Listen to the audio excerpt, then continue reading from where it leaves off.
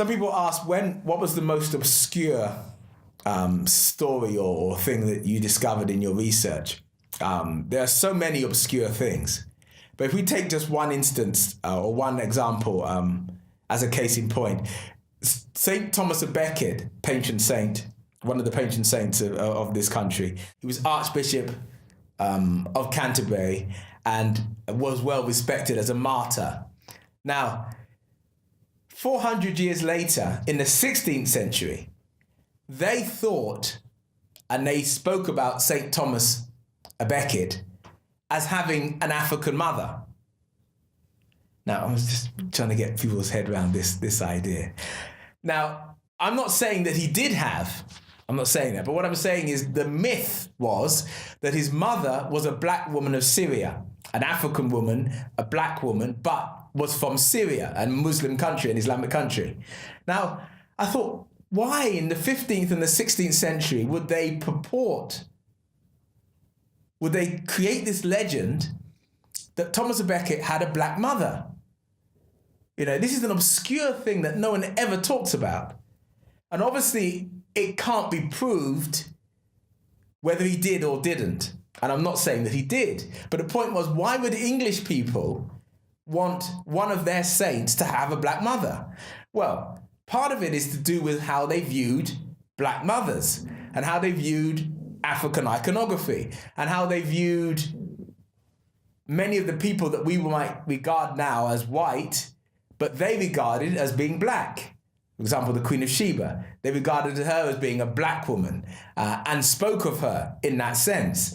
The wife of Moses' wife, the Ethiopian described in the Bible, was a key figure in English 15th, 16th century Renaissance thought.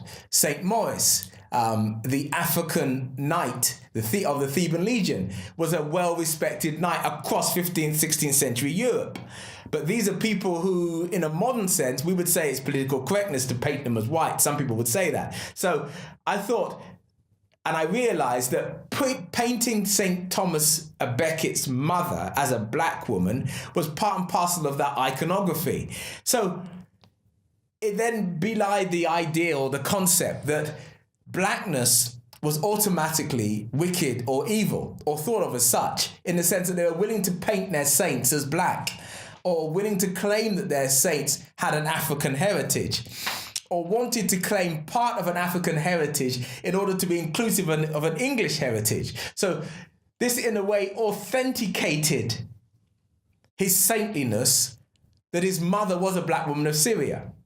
Yeah. Now, this is so obscure and so strange and so far removed from something that I would have thought I would have discovered, and yet was undoubtedly true of 15th, 16th century English culture.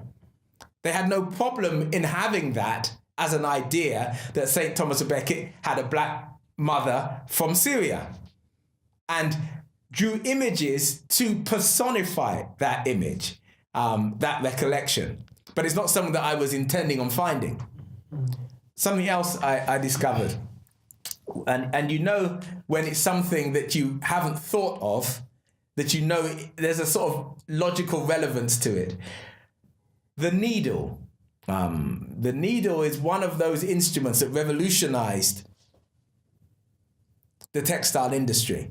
And yet we don't think about the origin of the needle. Many people will spend their time trying to talk about, when did writing begin? When did, it began in Africa, an African mother, and all these different things. It's hard to prove, actually, where some of these things began. But the needle was first brought to this country by an African person from Spain. Yeah, I don't have to make that up. That's what they said at the time. The English writers at the time spoke about this black man from Spain, from the Iberian Peninsula, who was the first person to fashion steel needles that revolutionized the needle industry. Now, before I found that, I wouldn't have thought of it. And the fact that it was said so matter of fact, of course, everyone knows that. in the 15th, 16th century. Everybody knows that he was a black man from the Iberian Peninsula. So this person was written about consistently from the 15th, 16th, up until the early part of the 17th century. Thomas Fuller, even in the 17th century, he's talking about this black man that lived in Cheapside in London and had this skill for making steel needles. This skill for making steel needles was so great and so much in advance of his competitors that he refused to pass on the skill to anybody else. So it died with him and wasn't resurrected until about 20 or 30 years later by this person called Louis Frank, latter part of the 16th century. But in his lifetime, he was the only one that could make these steel needles. And yet he was so jealous of this art, so particular in keeping this art to himself, that he didn't pass it on. So one can imagine that, as we're saying, this is something that's relatively obscure, that one wouldn't think about, and yet certainly was commonplace, common knowledge for 15th century English people to know and understand. Another incident of history, which isn't obscure, but is in fact very important, but one wouldn't necessarily think about until one actually had come to the realization that that was the case, is that those that spoke Arabic had a large impact in revolutionizing European ideology and thought. So we might think about this theoretically, but we actually ought to think about it practically. That the Renaissance was formed on the back of knowledge that came from the Southern Hemisphere and from Southern Europe, not from knowledge that came from the Northern Hemisphere and Northern Europe. Northern Europeans discovered their European past through the lens of the African eye, and the North African eye, and the Arabic scholar's eye. They helped Europeans from the North understand their own European identity. This isn't just a theoretical thing, but an absolutely practical thing. So I understood this from a practical perspective when I began to research the books from the British Library. And I began to research the books written in the 14th, 15th, and 16th century on Plato, Aristotle, Socrates, Catullus.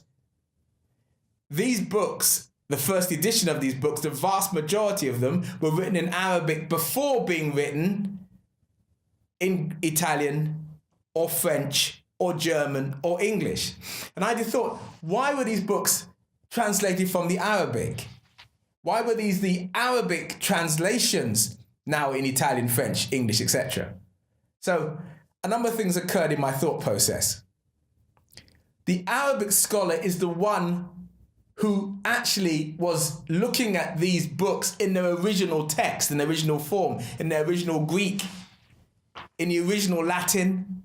It was the Arabic scholars from West African civilizations, North African civilizations, or from Arabia, or from Asia Minor, that were translating these texts first. And then the European scholar had to learn the Arabic to translate the work from the Arabic into French, Italian, and English.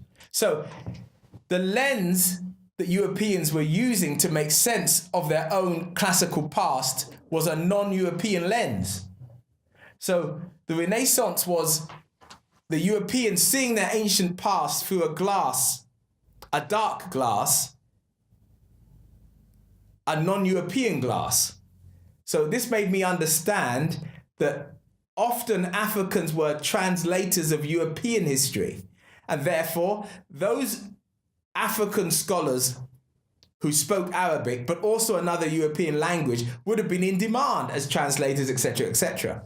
So the schools in the Iberian Peninsula, in Valencia, in the Iberian Peninsula, where the scholars were translating Greek and Latin texts, these scholars, Moorish scholars, would have been strongly in demand because they were helping Europeans make sense of a European identity.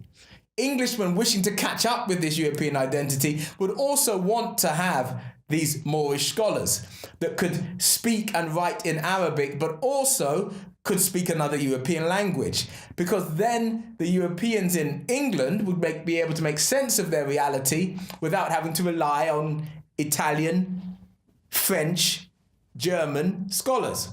The Moorish scholars could act as translators for them. So then I began to understand why people like Fortunatus was employed by Robert Cecil in this country, 1602, why he was buried here, 1602. And that therefore someone like Fortunatus would have offered a service and could potentially have offered a service that was superior to his white counterparts because he had a Moorish background. The Moorish background wouldn't restrict his development, but would do the exact opposite. It would enhance his development because there would be the belief that as a Moorish person, you would have another language. You would have knowledge from the Iberian Peninsula or from North Africa or West Africa. You might have geographical skills that could be used by map makers, cartographers. You might have academic intellectual skills that would be very useful for translators. You might have knowledge of Spain and Portugal would be useful in terms of when we decide to make war upon them. These skills would be very important. So being black, being African wouldn't necessarily make you the other or the stranger. It might in fact elevate your position. Africanus.